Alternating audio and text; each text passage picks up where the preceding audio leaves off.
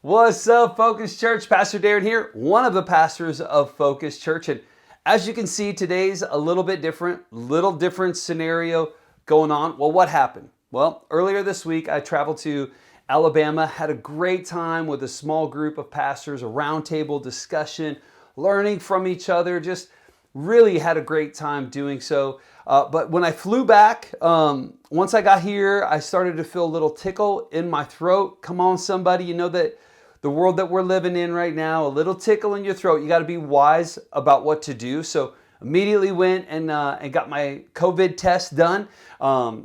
Still waiting on those results. Otherwise, I would be there today. I feel fine, except for just that little bit of it's just a sore throat is really what it is. But I just want to make sure that we're doing things in a wise way, that we are making sure that you're okay, that I'm okay, that everybody's okay. That's what we really want, is just for it to be okay. So still waiting on those results, and I can't wait to be able to get back, be around everybody and see how everybody is doing. Miss y'all so much. But I still know that God has an incredible message. We're not going to let a little bit of this thing, a little tickle in the throat, stop the message that God has for each of us this week. Today we are wrapping up our series called It's Personal. Man, for years we've heard people say, you've heard pastors say, you need a personal relationship with Jesus. And I believe that with everything inside of me. We need a personal relationship with Jesus. Every single person, everybody needs a personal relationship with Jesus. And then we saw this season happen, and the church, which was supposed to be a support for our faith, we found out that it was a crutch for our faith, because as soon as Sunday was gone, we found out very quickly that it wasn't personal at all. That our faith wasn't personal at all, and it was just being held up by other people. And as soon as that was gone, we saw our faith deteriorate as well. My hope and my prayer is that each and every single person can have a personal relationship with Jesus. Come on, somebody say it's personal. That's what I'm talking about. This is still a hollaback church. Come on, it's personal. We hope and pray that you have a personal relationship with Jesus. So what we've been doing during this series to truly see what it's like to have a personal relationship with Jesus is that we've been looking at the life of the disciple apostle Peter. And we've seen these steps that he had along his life to show us how we're supposed to have a personal relationship as well. The very first week 1, we talked about that to start having a personal relationship, you need to have a personal encounter, right? Like, you've got to know, you're introduced. And Peter was introduced to Jesus. He had a personal encounter. But you know that if you're just introduced to somebody one time, that doesn't mean you have a relationship with them. No, instead you need to begin to experience life. We need to have a personal experience. And once we get to know somebody, we're begin to live for Jesus, we need to follow what he says. And Jesus tells us to go tell other people about him. Personal evangelism. Come on, somebody. They all start with E, and that's how you know that it's inspired, when there's alliteration going on.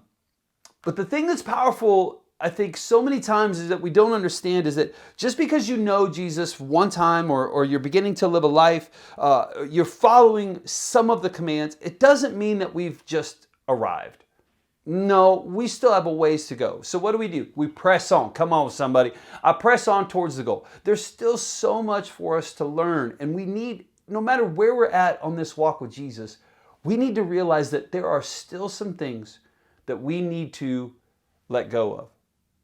See, the reality is that Peter walked with Jesus.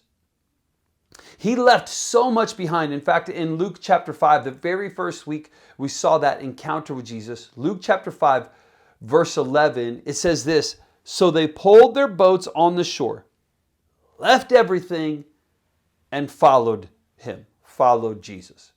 Now, Peter left so much behind. He left his nets, he left his boat, he left the largest catch of fish that he had ever had. He left his business, basically is what that is. He left so much behind, but he was still holding on to some things. Boy, isn't that true for us too? There are some things that we're eager to leave behind. I want to leave behind those toxic relationships, but I'm holding on to this anger that I feel towards them. I'm leaving behind this behavior that is it's destroying me from the inside out. But I want to hold on to the secret stuff that nobody sees. I want to leave behind so much. Like, God, you need to be in control of this situation, but I'm going to be in control of how my money is spent. There are so many situations that we want to let go of, but there are still some things that we are holding on to tightly. And Peter found himself in a place that he was holding on to something very tightly. Peter left so much behind, but he held on to the traditions of his religion. See, he was taught from a young age. Peter is a Jewish individual. He was born a Jewish individual, and they were taught they were special people, God's special people set apart for God's plan. What they didn't realize is that God's plan was for Jesus to come from them to bring hope to the rest of the world. That is a blessing. Come on, somebody.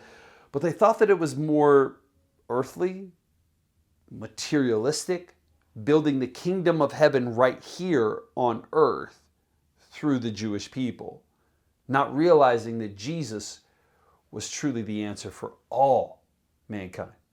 He held on to these traditions and he made sure that he was set apart until he had this incredible personal experience that we're going to see pick up in Acts chapter 10. Now, I just want you to make sure, stick with me in this, right? Like, I know that I'm sitting here on video and I'm going to read a large portion of this narrative. And the reason why I'm going to read a large portion of this narrative is because this truly is an historical event, like changing mankind forever because of this event that we see transpire right here in the life of Peter. And so stick with me as I'm going to read through this, and then we're going to break it down on what it looks like for us to truly follow in the steps of Peter, to truly have a personal relationship with Jesus, and to take the teachings of Jesus and make them personal ourselves. All right, here we go. We're jumping in.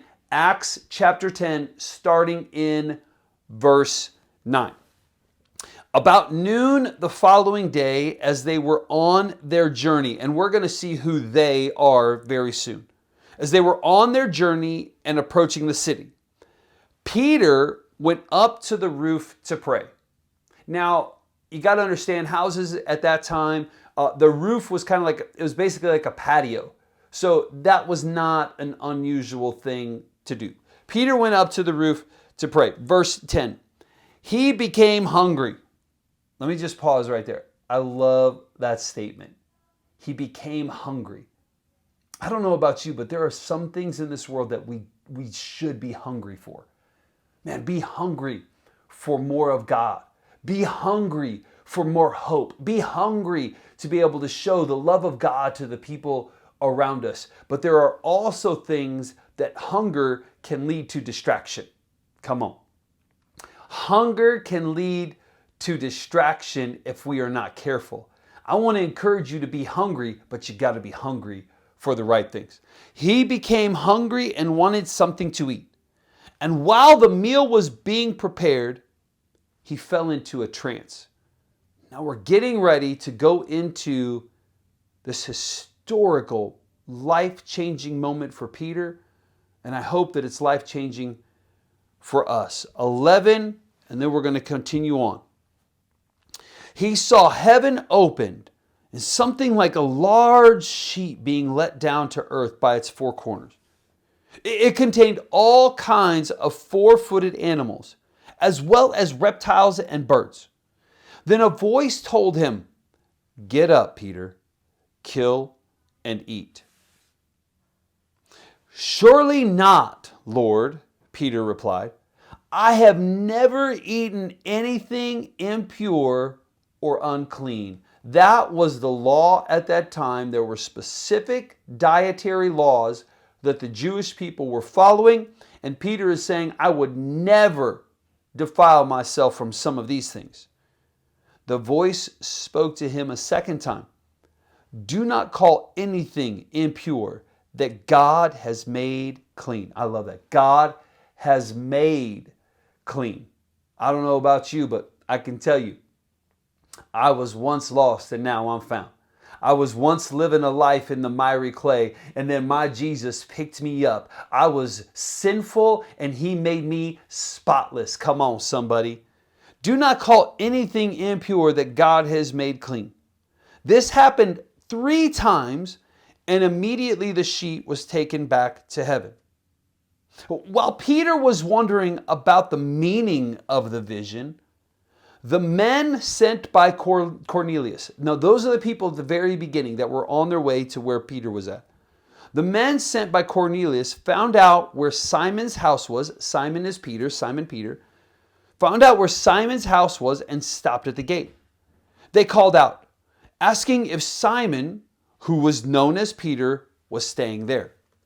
While Peter was still thinking about the vision, the Spirit said to him, Simon, 3 men are looking for you.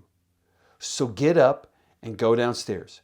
Do not hesitate to go with them, for I have sent them. Peter went down and said to the men, I'm the one you're looking for. Why have you come? The men replied, we have come from Cornelius the centurion. Cornelius is a Roman centurion. He is a Gentile. He is someone that Peter would consider impure and unclean. He would have nothing to do with this man. He is a righteous and God-fearing man who is respected by all the Jewish people. A holy angel told him to ask you to come to his house so that he could hear what you have to say. Then Peter invited the men into his house to be his guest. What Peter is getting to realize very quickly is that God's plan is for there to be personal equality. Personal equality. In God's kingdom, all are equal. There is no slave, there is no master, there is no Jew, there is no Gentile. Come on, somebody. God created us to have unity in our diversity. There is equality for all.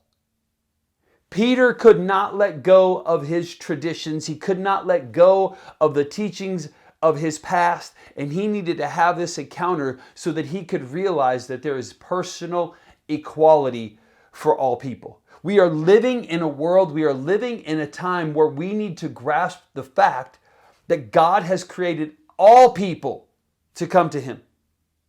That there is equality for all people. Personal equality, and we need to take it personally. If God created us this way, then we need to take it personally to bring equality to all people. But what we're going to see is that some of us, myself included, we need to go through a process to truly live out the equality that God has for us. And we're going to look at this story.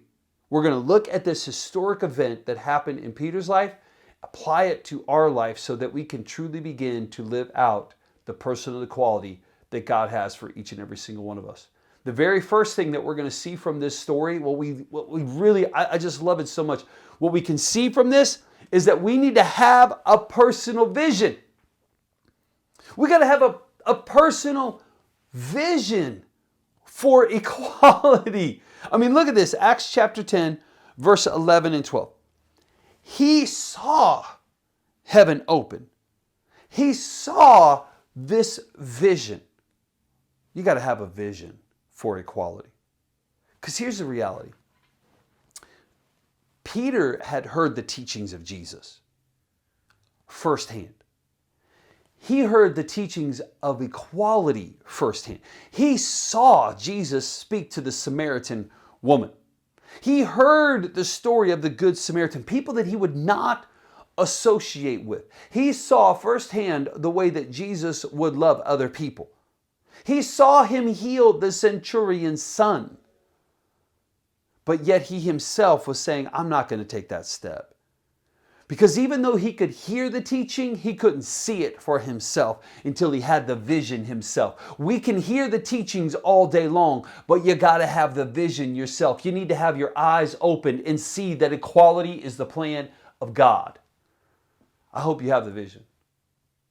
See, earlier this year, in the month of March, we heard about the tragedy that happened in February with Ahmaud Arbery. Ahmaud Arbery running through a brand new neighborhood in Georgia. A neighborhood much like Eastmore. New houses getting built up. And there were some individuals who did not believe that he should be there. They thought that he was stealing stuff from other places. And they went and they hunted him down. And he was murdered. And that moment affected myself and my wife in a deep way. We were sitting around our breakfast table, talking about this event, looking at our next door neighbor's house, Sean and Shireen. Beautiful black family raising just amazing kids. And I said to Jenny, I said, what if that was Sean running around the neighborhood? Or what if that was one of his kids running around the neighborhood and somebody just decided to hunt him down? And tears started to roll down our face. And I said, we can do better than that. And then I slammed my hand on the table and I said, no, I can do better than that. I can do better. It was a moment where I believe in living a life with equality and believing in equality, but I had to have my eyes opened in a moment for each of us to be able to see, I can do better than this. My hope and my prayer is that you're going to have a vision, that we're going to have our eyes opened, that we can each say to ourselves, I can do better. A little tickle in the throat. Come on, somebody. See, I can teach this all day long. I can talk about it all day long. You've heard me say it. But you've got to have that vision yourself. Have a personal vision. And then once you have that vision, once you see like that's it. That's what God has. God has equality in store for each and every single one of us. I see it. My eyes are opened in a big way. I have a personal vision for what that looks like. You've got to be able to take the next step. Exactly what Peter did. You'd have to have personal action now. Come on. We live in a world that people are shouting out all sorts of stuff. We can speak like, oh man, we're shouting out. But where's the action at? In a loving manner to bring equality to this world. Now we see the world the way that the world is acting. I don't see love in those moments. I don't see Jesus in those moments. We need to have some personal action to bring personal equality in a Christ-filled way. You got to have some action. Peter didn't just have the vision. He had some action that followed it up. While Peter was still thinking about the vision, okay, like I've had this vision, I'm sitting there thinking about it, all of a sudden a moment happens. The Spirit said to him, Simon, 3 men are looking for you.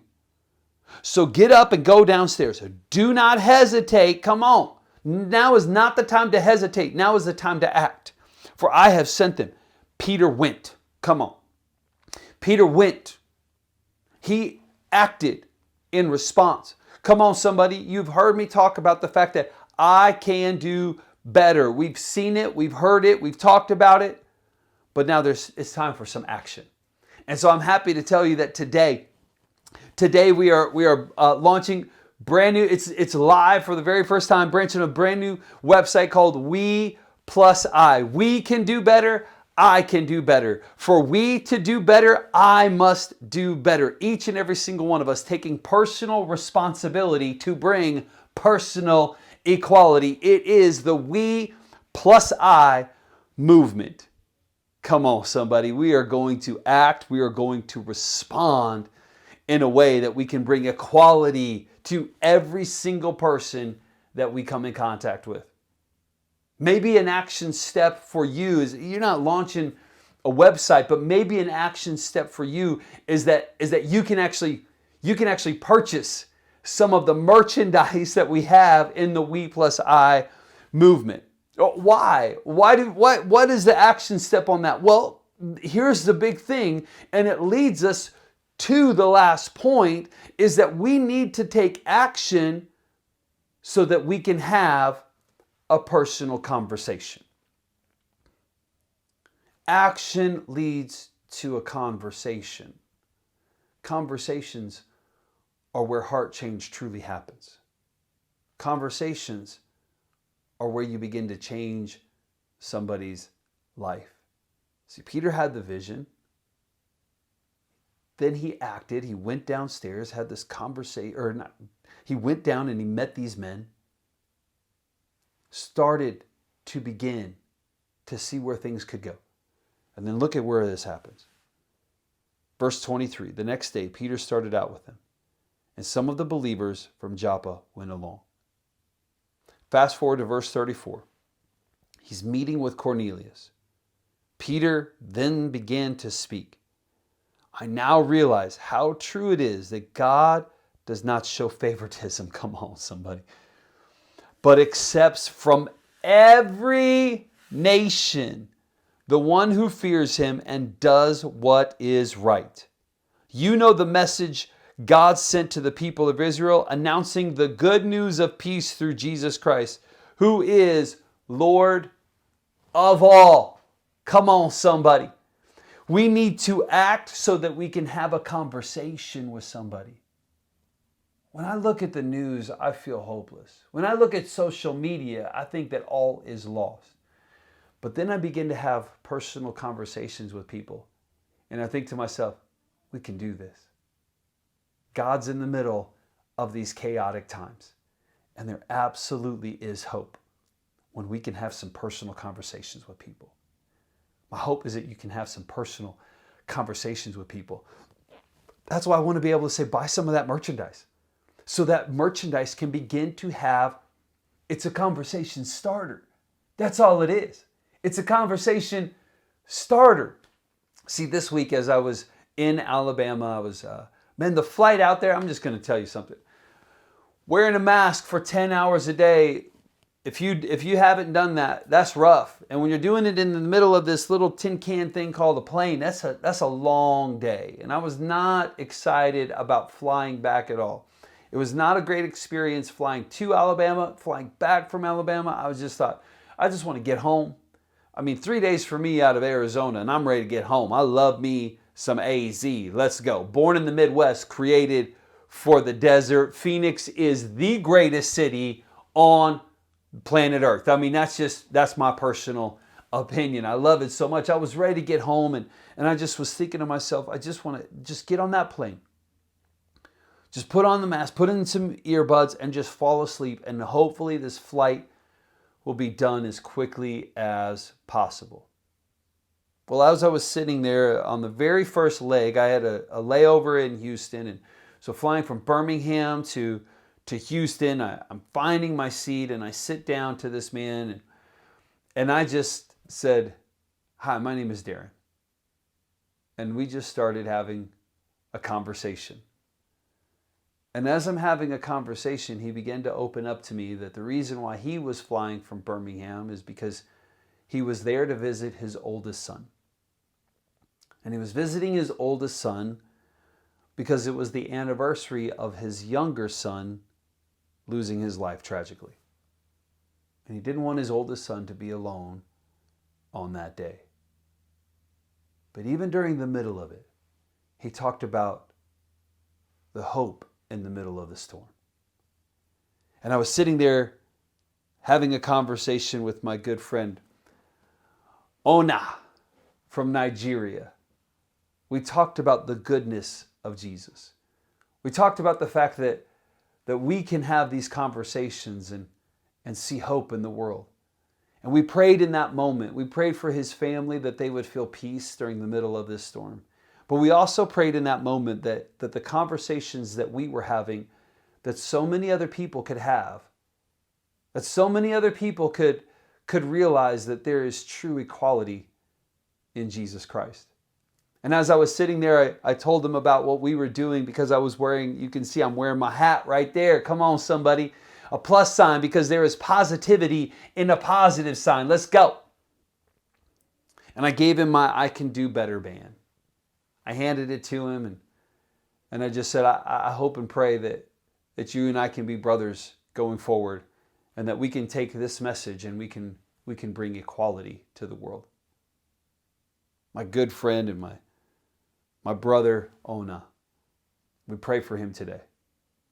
And as I landed in Houston, I was refreshed by that conversation. There was hope in the middle of that personal conversation. And it was getting late and I was ready to get home. And I thought, okay, Ona, loved having that conversation with you, but brother, I'm ready to take a nap. I'm ready to sleep. Let me just get home as quickly as possible. And I get on the plane, boarding to go from Houston to Phoenix. I begin to find my seat and I sit down next to a young woman named Clarissa. And we began to have a conversation. And the conversation started, well, because she was wearing some sneakers. Come on, somebody. And I said, I love those sneakers.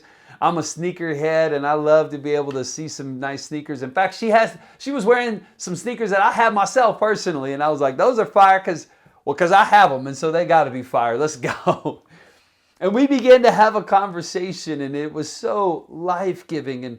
And she began to ask me, she said, well, what do you do? And I said, I'm a pastor. And she said, could you pray for my daughters? Man, they're good girls and they're trying, they go to church and they want to be able to love Jesus, but they're going through some hard times right now. And so we just talked about that and of what that can look like. And her girls coming to truly follow Jesus with everything. And I prayed for her husband and her girls. And then we began to have a conversation about how we can have conversations. And there are so many things that she talked about, how just wishing that so many more people could have conversations like this.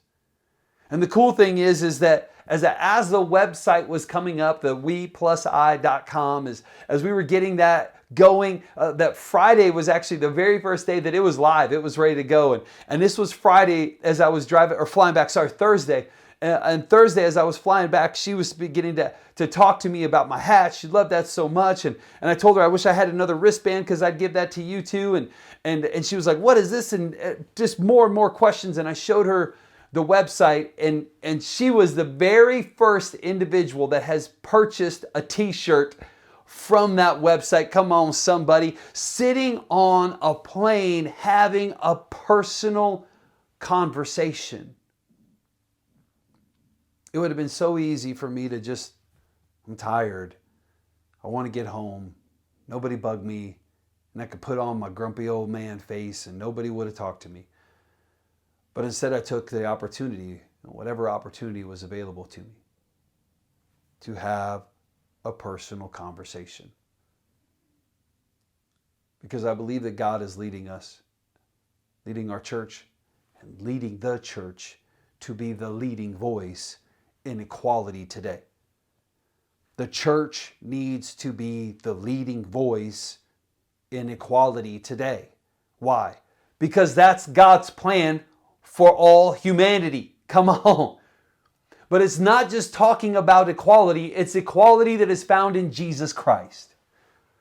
Peter didn't just talk about the fact that, hey, we can have a great conversation because I'm Jewish and you're a Gentile. No, it was through Jesus Christ that we all find salvation, that we all find true equality. Why should the church be the leading voice? Because the church is the one that brings Jesus to the world, and equality is found in Jesus. I believe with everything inside of me that we as a church can do better. If each and every single one of us can take the personal responsibility, I can do better. I can do better to be a voice of equality. I can do better to be a voice of hope. I can do better to be a voice of peace. I can do better to be a voice of salvation through Jesus Christ, who is the Lord of all. Peter learned this. He saw the vision, he took action, and had a conversation.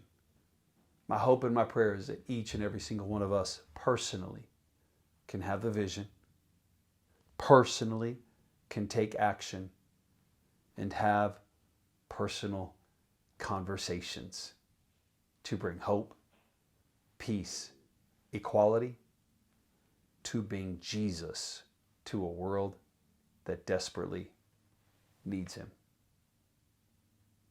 God, we come before you today. We see the plan that you have. Let us act upon that plan. And God, give us the ability to have conversations when conversations need to happen. God, even through all of those, a t-shirt, wearing a hat, wearing a band, whatever it is, wherever it is, that it can be a conversation starter to bring equality. Equality that is found in you and you alone. We dedicate our lives to you. And God, for anybody in here today that needs to dedicate their life, I pray that today is the day that they can have that beginning encounter to have that personal relationship with you. I say yes to you and a relationship with you every single day of my life. I pray the same for people in this room today, Lord God. I pray the same for people who are watching online today. I pray, Lord Jesus, that we can have our lives turned over to you, that we can find freedom in you, that we can find equality that you alone can give us. We pray these things in Jesus' mighty name. Amen. Love y'all. Can't wait to see you soon. Peace out.